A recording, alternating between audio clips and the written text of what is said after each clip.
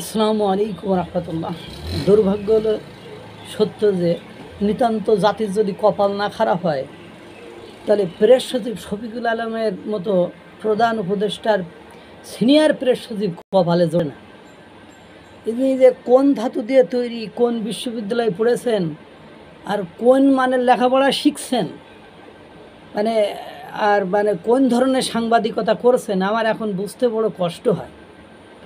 বাংলাদেশের একমাত্র শিক্ষিত ব্যক্তি আর সব মূর্খ আমরা, এবং ইভেন যারা ঢাকা বিশ্ববিদ্যালয়ের অধ্যাপক, ঢাকা বিশ্ববিদ্যালয়ের ভিসি, এর গোষ্ঠীসহ 14 গোষ্ঠীসহ সব মূর্খ, সব জাত মূর্খ মনে করেন। আমরা পড়ালেখাটাকে শিখিনি। Only one man in Bangladesh, সে হলো প্রেস সচিব শফিকুল আলম, যার মধ্যে শিক্ষিত, মার্জিত, গুণী ব্যক্তি পৃথিবীতে বাংলাদেশের বুকে আর দ্বিতীয় জন্মায়নি। হতাশা, পুরোই আমি হতাশ তার বক্তব্য শুনে। এখন তিনি বলিয়াছেন যে আপনারা তো প্রোটেস্ট করতে গেলে আর মার্চ করলে পর বলেন মব সৃষ্টি হয়েছে। ইন্না লিল্লাহি ওয়া ইন্না ইলাইহি রাজিউন। এই প্রেস সচিব কি ভবিষ্যতে বাংলাদেশে থাকবেন এর এই নতুন সংজ্ঞার জন্য, আর এই নতুন সংজ্ঞার অ্যাপ্লিকেশন বা পাওয়ার জন্য? কোন ধরনের মানসিকতা হলে, কোন ধরনের নোংরা প্রকৃতির লোক হলে এই ধরনের বক্তব্য দেওয়া যায়, জাতির বোঝা উচিত।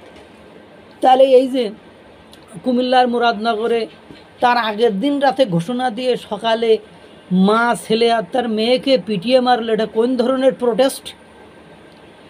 তাহলে এদেশে কি বিচার, আইন বিভাগ, শাসন বিভাগ এবং বিচার বিভাগ, এই তিনটার কেন দরকার?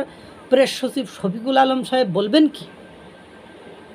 পটিয়া থানায় আক্রমণ করেছে, পটিয়া থানায় অকারেন্স যারা ঘটিয়েছে তারাই পটিয়া থানার আবার হামলা করেছে, তারাই আবার পটিয়া থানার সামনে যে মাইক নিয়ে পুলিশের মুখে জুতার বাড়ি মারতে চাইছে, তারাই ডিআইজির কার্যালয়ের সামনে দাঁড়িয়ে ওসির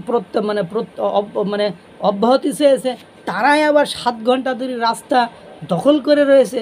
এটা কোন ধরনের মার্চ মিস্টার শফিকুল আলম সাহেব বলবেন কি? যশোরে এক প্রতিবন্ধীকে পিটিয়ে হত্যা করেছে, এটা কোন ধরনের মার্চ?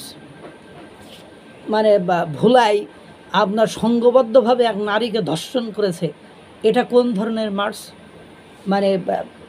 আমার পাটগ্রামে থানা আক্রমণ করে, থানা ভাঙচুর করে, সেখান থেকে জোর করে আসামি ছিনিয়ে নিয়ে গেছে, পুলিশদেরকে পিটিয়েছে, চেয়ার, টেবিল, জানালা, কাগজপত্র সব ছিঁড়ে ছুটে ফেলেছে। এটা কোন ধরনের প্রোটেস্ট বা মার্চ? বুঝছেন কিছু? আমার ওই যে প্রথম যে লাইনটা বলেছেন, নিতান্ত হতভাগ্য, দুর্ভাগ্যা, নির্লজ্জ, বেহায়া জাতি আমরা যদি না হতাম তাহলে আমরা হয়তো বা এই ধরনের প্রেস সচিব শফিকুল আলমকে পাইতাম না। উনি বলছেন আমরা এখন ভাবছি। আপনারা তো আবার প্রোটেস্ট করতে গেলে আর ওই মার্চ করতে গেলে আপনারা বলেন এটা হলো মব সৃষ্টি হয়েছে। কারা প্রোটেস্ট করবে আর কারা মব সৃষ্টি করবে? কথা হলো কীভাবে প্রোটেস্ট করতেছেন আপনি? কাকে প্রোটেস্ট করতেছেন? পুলিশকে অব্যাহতি দেওয়ার জন্য রাস্তা ব্লক করে রাখে, এটা আপনার প্রোটেস্ট? এটা আপনার মার্চ? নিতান্ত বললাম না, দুর্ভাগ্য না হলে শফিকুল আলমের মতো প্রেস সচিব পাওয়া খুবই কঠিন। আল্লাহ তাআলা সকলকে ভালো রাখুক, সুস্থ রাখুক। আসসালামু আলাইকুম ওয়া রাহমাতুল্লাহ।